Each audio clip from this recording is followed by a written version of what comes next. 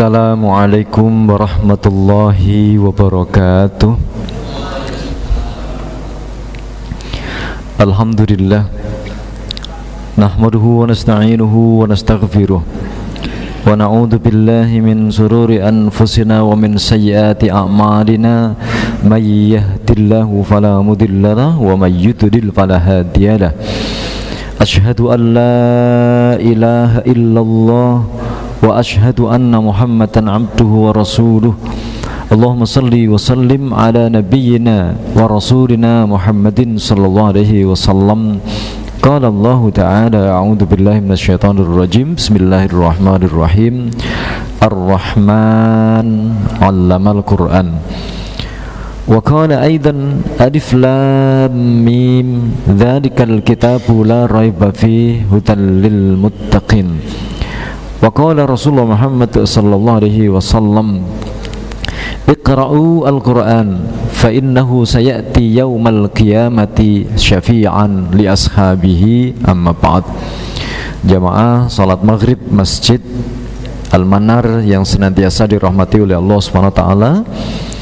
Marilah senantiasa kita bersyukur pada Allah atas segala limpahan rahmat dan nikmatnya, nikmat iman, nikmat Islam, nikmat umur panjang, nikmat kita semangat untuk menghadiri panggilan Allah, nikmat kita masih semangat untuk memakmurkan masjid Allah, cinta Al-Quran, cinta majelis taklim, cinta silaturahim.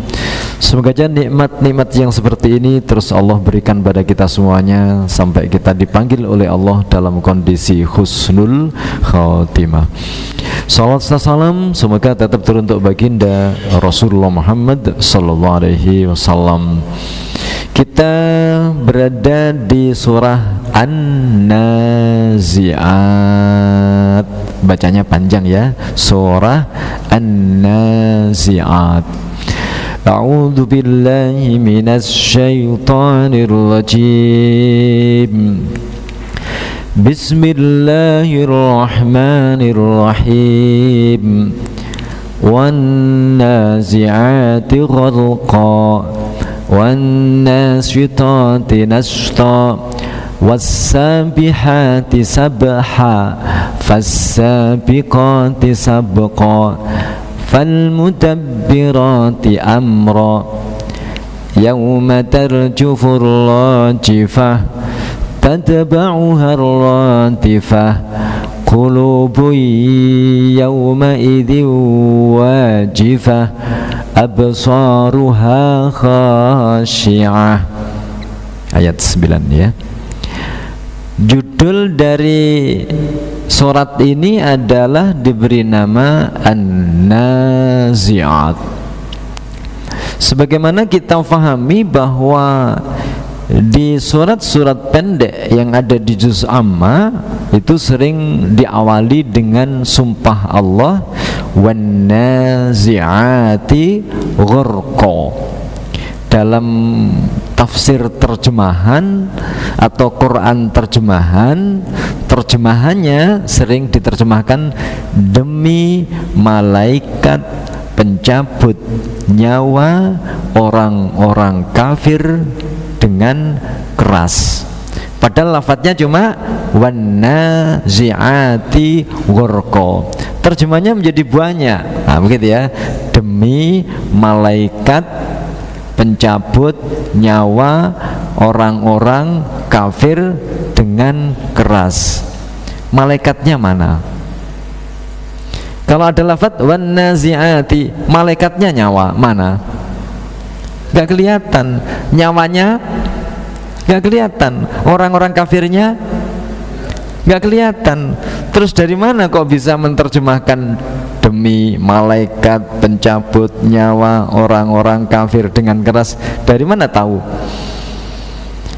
Maka disinilah jamaah yang dirahmati oleh Allah SWT, para mufassir ketika menafsirkan, menerjemahkan satu ayat, dia akan gabungkan dengan ayat-ayat lain yang berada di surat lain. Apa maksud daripada lafadz ini? Padahal dari sisi bahasa, an-nazi'at itu merupakan isim fa'il. Isim fa'il itu isim yang menunjukkan pelaku. Qara'a artinya membaca. Orang yang membaca namanya qari'un. Hakama menghakimi. Orang yang menghakimi namanya hakimun. Alima mengetahui. Orang yang mengetahui namanya alimun. Naza'a artinya mencabut. Orang yang mencabut namanya nazi'un. Itu satu. Kalau dua maka menjadi nazi'ani. Kalau tiga maka menjadi nazi'una. Terus ini dari mana? Ini menunjukkan perempuan. Kalau perempuan satu, nazi'atun, sama seperti qari'un laki-laki. Kalau perempuannya qari'atun. Alimun laki-laki. Kalau perempuannya alimatun. Ustadun laki-laki. Perempuannya ustadatun. Ini juga begitu. Nazi'atun satu pencabut. Kalau dua maka menjadi nazi'atani. Kalau banyak menjadi nazi'at. Berarti banyak pencabut. Yang mencabut laki-laki atau perempuan? Perempuan. Siapa yang suka menyabut itu perempuan? Siapa perempuan di sini? Nah, di sini dikaitkan dengan yang lain. Kaitannya apa? Karena kalau Allah bersumpah itu pasti dengan menggunakan makhluknya.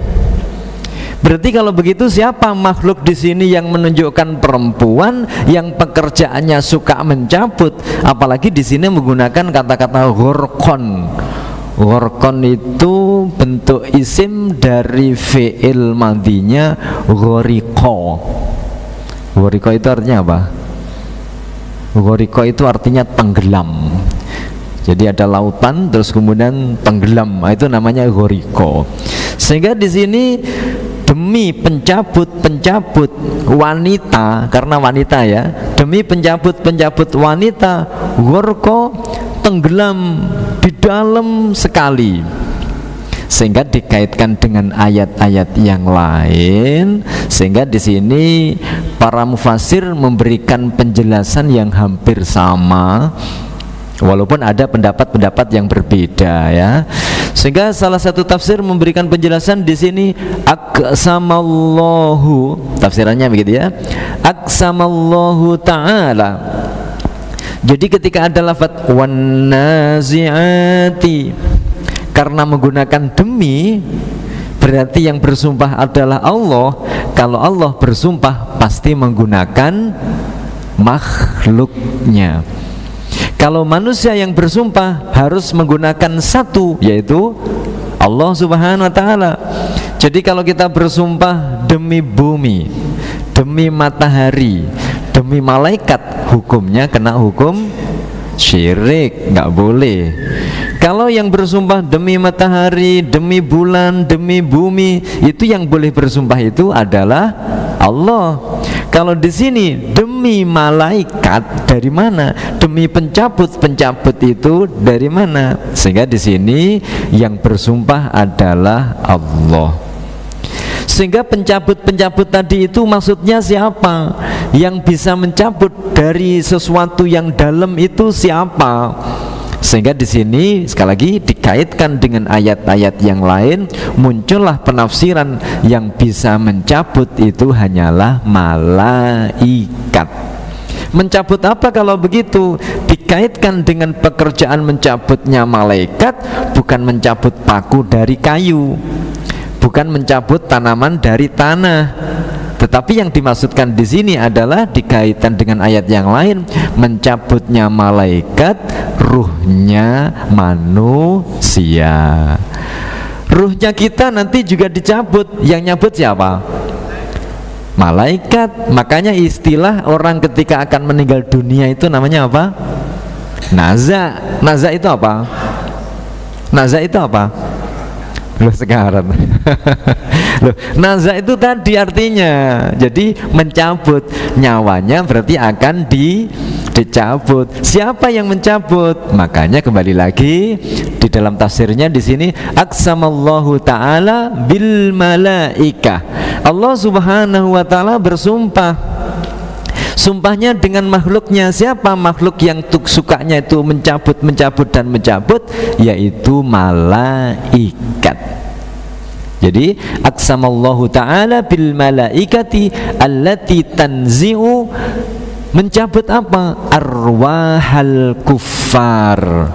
Arwah itu jamak dari ruh. Ruh itu berarti ruhnya cuma satu. Kalau ruhnya dua, ruhani. Kalau ruhnya banyak, arwah. Loh ini loh arwahnya. Arwah itu makanya sering ya diantara kita semuanya, mari kita berdoa kepada para bukan ruh, bukan para ruh gitu, tidak, para arwah, arwah pahlawan. Nah misal aja begitu ya. Lah arwah itu jamak dari ruh.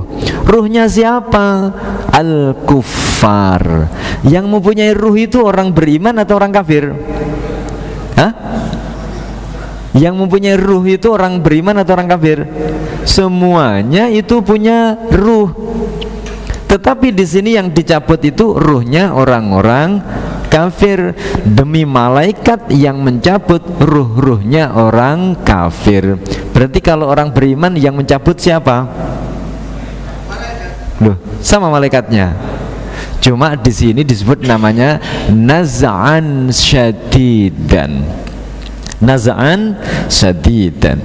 Jadi malaikat yang dia mencabut ruhnya orang-orang kafir, mencabutnya itu seakan-akan sangat sulit sekali karena saking dalamnya, artinya sama jiwanya itu masih melekat. Dan orang-orang kafir menurut hadis Rasulullah SAW, sebelum nyawanya diangkat, dia ditampakkan bagaimana neraka jahanam itu siksaannya, bagaimana ngerinya neraka jahanam. Begitu dicabut, mulai dicabut, malaikat yang akan mencabut dan dia sudah ditampakkan neraka jahanam tadi, makanya sulit untuk dicabut. Kenapa sulit dicabut? Karpe pengen sholat dhisik, pengen baca syahadat, pengen melok ngaji, pengen berbuat kebaikan, pengen bertobat dari korupsi, pengen berbuat dosa, maunya orang kafir. Tetapi apabila sudah ruh itu memang waktunya untuk tiba, dicabut oleh malaikat, selesailah sudah apa? Hidupnya orang kafir. Makanya di sini jemaahnya dirahmati oleh Allah Subhanahu wa taala. Ketika kita membaca kata-kata wan nazi'ati gharqa, ada tiga hal ya, tiga hal yang di sini ketika kita baca lafaz yang singkat ini, siapa? Allah yang bersumpah. Dua, siapa? Malaikat yang diperintah oleh Allah untuk mencabut nyawanya. Yang ketiga adalah manusia. Jadi kalau Allah mencabut ruhnya orang-orang kafir itu dengan keras, maunya orang kafir itu, saya jangan diambil ruhnya dulu, kepengen menjadi orang yang baik. Lalu bagaimana kalau orang-orang beriman? Dilanjutkan di ayat yang kedua. Lafaz ini sama, menjelaskan seperti yang tadi, wan nasyitati nashta. Karena tadi yang di awal itu para malaikat pencabut nyawa terhadap orang-orang kafir, sehingga di sini para mufassir memberikan keterangan siapa? Wal malaikah, dan malaikat allati taqbidu, yang memegang, yang mengambil arwahal mu'minin, yaitu ruhnya orang-orang beriman, binasyatin warifkin, dengan cara yang lemah lembut dan dengan cara yang santun. Itu kalau mengambil ruhnya siapa? Makanya kadang-kadang kita melihat, tidak semuanya ya. Kadang-kadang ada orang yang meninggalnya itu dengan senyum, ada ya. Ada orang yang meninggal itu dengan matanya apa? Melirik ya. Ada begitu ya. Tapi ini memang belum ada survei orang yang betul-betul melihat orang yang meninggal itu perbandingannya, kalau orang beriman itu bagaimana, kalau orang kafir bagaimana. Ini memang belum ada survei. Belum ada survei. Nah, begitu ya. Jadi, tapi kebanyakan ya di antara orang-orang beriman itu melihat ketika wajahnya tampak berseri-seri. Kenapa? Karena dia diambil ruhnya, dipegang ruhnya itu dengan cara pelan-pelan. Ada yang berikan tafsiran bagaikan rambut yang berada di tepung yang kering. Jadi rambut itu kalau diambil dari tepung yang kering itu ya, sulit atau gampang?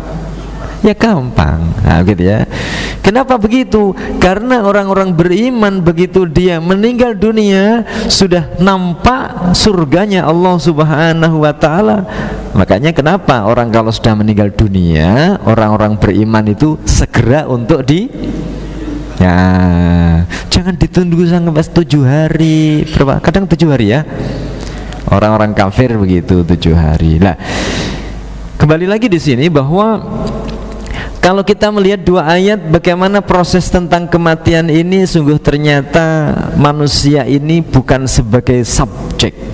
Manusia berarti sebagai objek. Di mana Allah yang Rabbul Alamin, Allah itu penguasa alam semesta, Allah itu adalah Rabbun Nas, pengatur manusia, Allah itu adalah Rabbul Malaikati Warruh, Allah itu pemilik malaikat dan ruh, Allah yang mempunyai kekuatan yang luar biasa, penentu terhadap usia manusia, itu yang hebat. Sedangkan malaikat sebagai pelaksana, sedangkan manusia menjadi kondisinya tidak punya apa-apa. Sehingga ketika seorang presiden dia membaca ayat ini, dia akan tunduk. Orang presiden itu kalau diparani malaikat pencabut nyawa, dia takut nggak? Atau tiba-tiba langsung telepon, pas pampres gitu ya kira-kira. Raja ketika didatangi sama malaikat tiba langsung algojonya suruh datang begitu. Nggak bisa, sudah nggak bisa ya. Jadi ketika kita lagi membaca wan-nazi'ati gharqa, kita akan menjadi orang-orang yang ya Allah, ternyata kita ini adalah makhluk yang sangat hina. Lemah sekali kita ini. Didatangi malaikat sudah kita nggak tahu ternyata sudah meninggal dunia.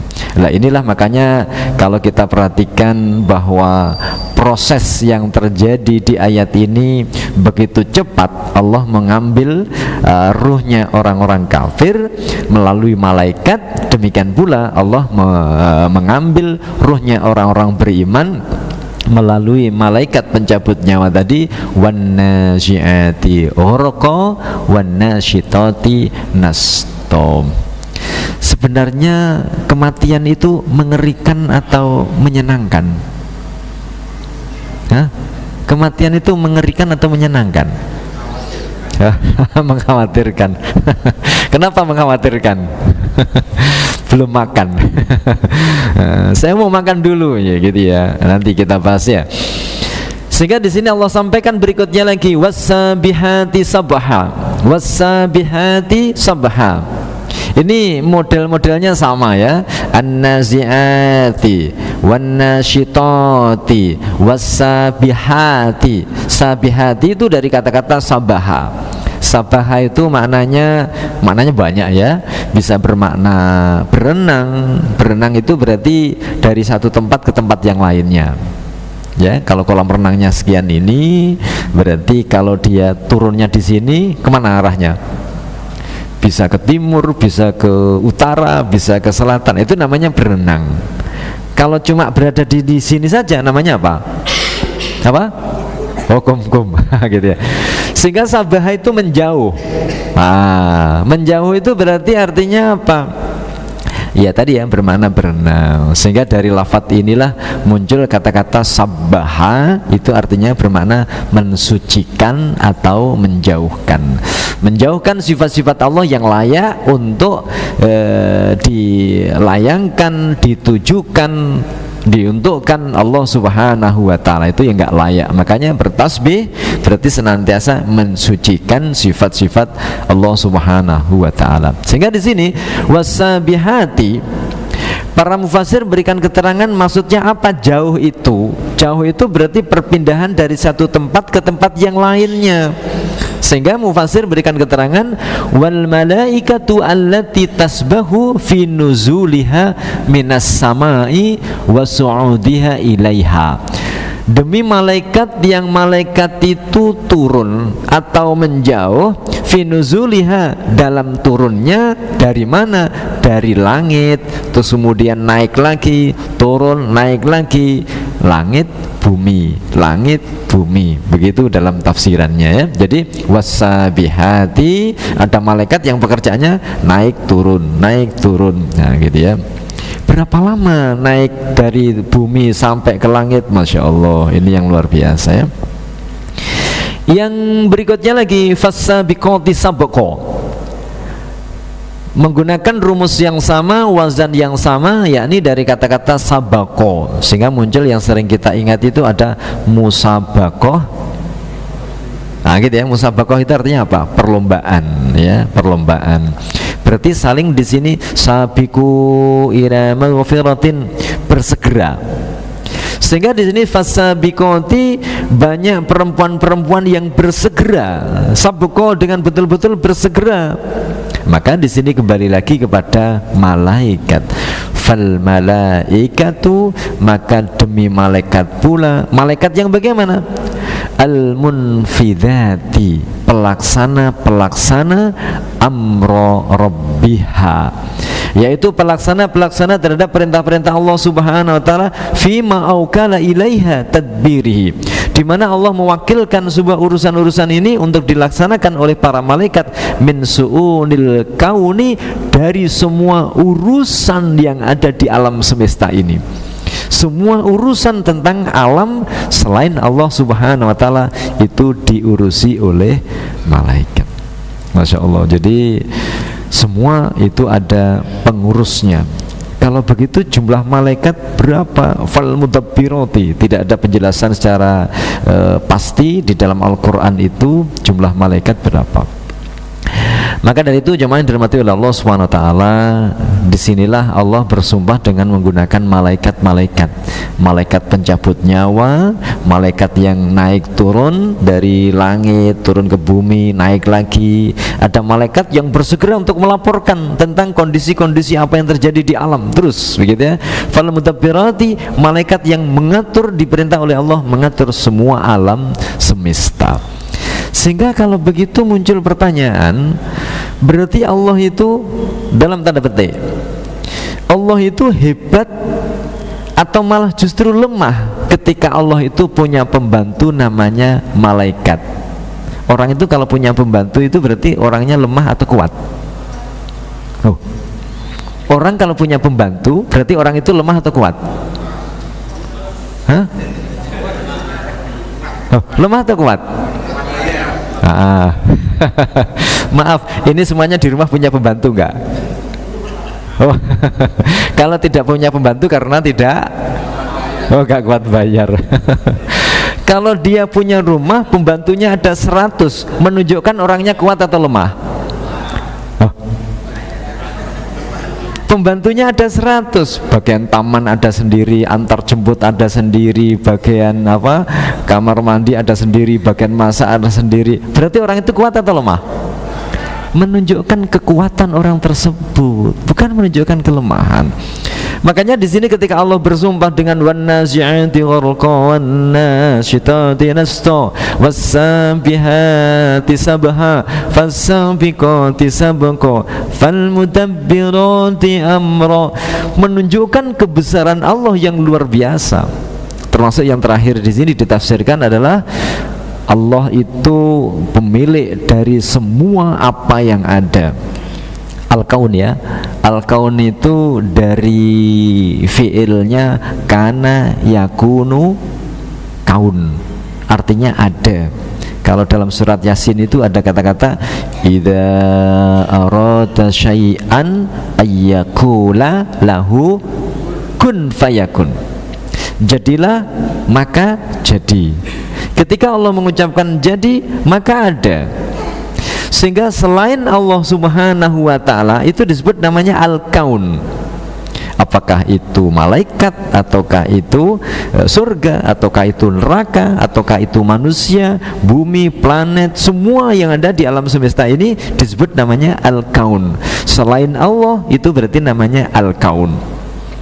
Sehingga seorang ulama mengatakan bahwa kata-kata Al-Kaunu kulluhu dhulmah, alam semesta semuanya ini sebenarnya adalah tidak ada. Yang ada hanyalah Allah Subhanahu wa ta'ala. Jadi yang ada hanyalah Allah Subhanahu wa ta'ala. Makanya di sini ketika Allah bersumpah dengan menggunakan para malaikat-malaikat yang mengatur semua urusan yang ada di alam semesta, menunjukkan kebesaran Allah Subhanahu wa ta'ala. Ketika kita membaca 5 ayat dalam surat An-Nazi'at ini akan memunculkan diri kita senantiasa membesarkan kepada Allah. Ketika kita sudah terbiasa membesarkan kepada Allah, kita akan menjadi orang yang merasa hina di hadapan Allah. Yang ketiga akan memunculkan kita orang yang tunduk kepada Allah, sehingga muncul sami'na wa ata'na. Selama kita belum memahami tentang kebesaran Allah Subhanahu wa ta'ala, kita biasa-biasa saja hidup, karena merasa kita ini tidak ada hubungannya dengan Allah. Padahal tidak ada satupun semua apa yang ada pada diri kita ini, kecuali semuanya itu adalah karyanya, anugerah, ciptaan, rahmat dari Allah Subhanahu wa ta'ala. Kita punya rambut, kita punya mata, kita punya otak, kita punya kulit, kita punya, Masya Allah, ini semuanya adalah milik Allah, dititipkan kepada kita. Maka oleh karena itu jemaah yang dirahmati Allah Subhanahu wa ta'ala, dalam tafsir dijelaskan wala yajuzu lil makhluk. Oleh karena itu ya, tidak diperbolehkan bagi manusia, khususnya di sini ayyuqsima bi ghairi khaliqihi, untuk kita bersumpah selain Allah Subhanahu wa ta'ala. Fa in fa'ala dzalika faqad kafara atau asyraka, ya. Maka apabila di antara kita semuanya bersumpah tidak menggunakan Allah atau namanya Allah, berarti sudah jatuh dalam kesyirikan. Demi Allah, tidak boleh demi matahari, demi malaikat, enggak boleh. Sehingga kalau kita membaca wan-nazi'ati ghurqa wan-nashitati nashta was-sabihati sabha fas-sabiqati sabqa fal-mutabbirati amra, perasaan kita apa? Perasaan kita apa? Ya Allah, ini Engkau yang bersumpah, bukan saya. Gitu ya. Jadi kita menirukan apa? Sumpahnya Allah untuk menginformasikan pada ayat setelahnya.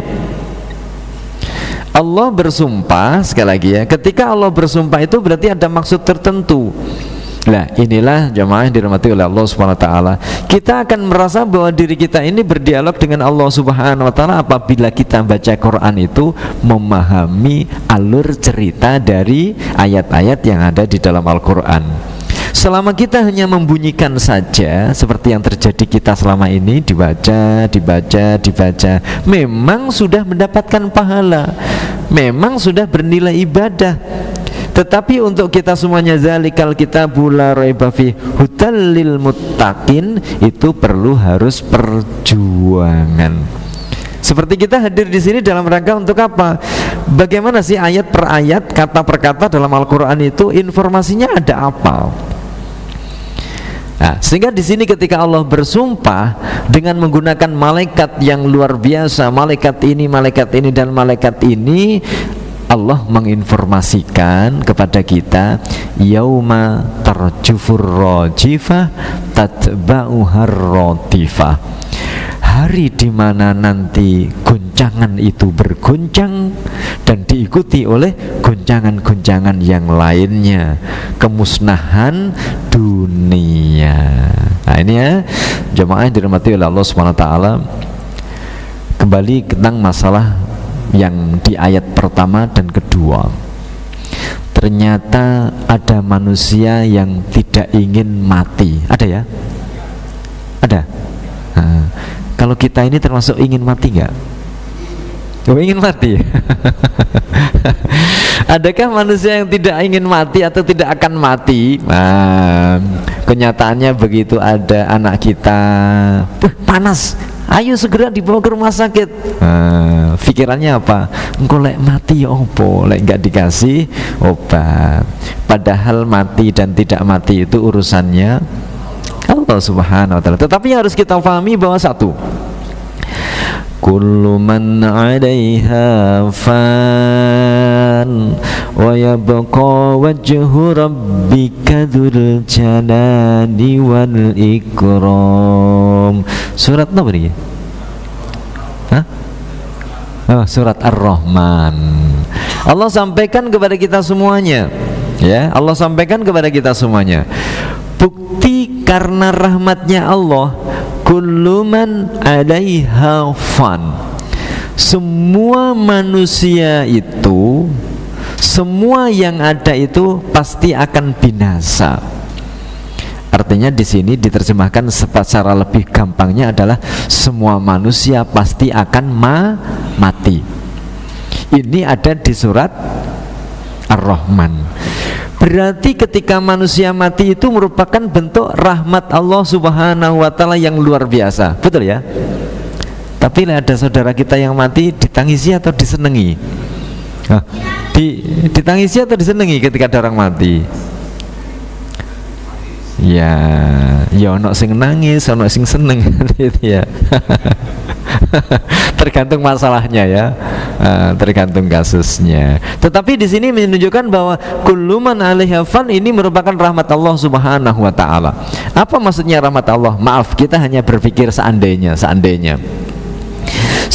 dari zaman Nabi Adam hidup, nabi-nabi yang lain hidup, Qabil Habil hidup, semuanya hidup ya, dan semuanya tidak mati, apa yang terjadi kira-kira? Numpuk, orang sekian miliar numpuk. Mungkin di rumah kita ini ada satu ruangan yang di situ mbah-mbah kita yang dari dulu gak iso mati-mati. Terus gimana cara ngopeninya? Sementara dia nggak bisa apa-apa, toleh gini, gak mati-mati gitu ya. Wes nggak iso kerja opo-opo. Gimana kira-kira? Masya Allah. Dengan adanya rahmat Allah, mati itu merupakan rahmat Allah yang luar biasa. Makanya di sini kata Allah, wa yabqa wajhu rabbika dzul jalali wal ikram. Yang tidak mati itu adalah siapa?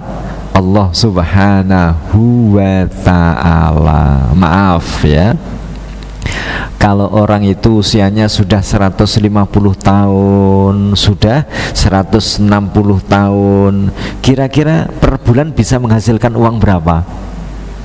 Hah? Bukan menghasilkan uang, tapi menghabiskan uang. Biar nanti manusia tidak ada otak seperti itu pikirannya. Kalau Allah, maaf, ini karena disebutkan ya, kalau Allah itu tidak mati, bagaimana nanti? Makanya Allah sebutkan wa yabqa.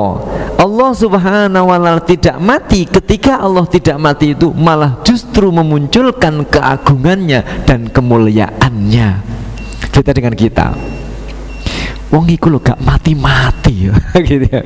Doa kita ketika ada orang sing senengane gawe resek nek kampung, begitu dia mati langsung diucapkan. Nah, itu di kampung. Di negara juga begitu, ada di negara itu ada orang resek. Nah, kok gak mati-mati gitu ya. Begitu mati yang kita ucapkan. Nah gitu, di dunia juga begitu. Wah ya, tetapi Allah sekali lagi ya, Masya Allah sungguh luar biasa, bahwa ketika Allah Al-Hayyu Maha Hidup, ternyata banyak kemuliaan-kemuliaan yang kita dapatkan dari Allah yang Maha Hidup. Makanya Al-Hayyu biasanya disandungkan dengan kata-kata Al-Qayyum. Allah itu Maha Hidup dan banyak bermanfaat buat kita semuanya. Tapi kalau kita semuanya umurnya semakin panjang, semakin gitu ya. Ya, oleh karena itu kita mohon kepada Allah semoga aja senantiasa diberi umur panjang yang barokah. Artinya masih banyak memberikan kebaikan-kebaikan sama. Semoga Allah berikan kemudahan dalam rangka kita menjadi rezeki yang barokah, rezeki yang halal dan thayyibah. Allah jadikan keluarga kita keluarga yang barokah, sakinah, mawaddah, rahmah, anak-anak kita, keturunan kita yang solih dan solihah. Allahumma anfa'na bima 'allamtana wa 'allimna ma yanfa'una wa zidna ilma. Subhanakallahumma bihamdik asyhadu an la ilaha illa anta astaghfiruka wa atubu ilaik. Wal 'afwu minkum. Akhirul kalam. Assalamualaikum warahmatullahi wabarakatuh.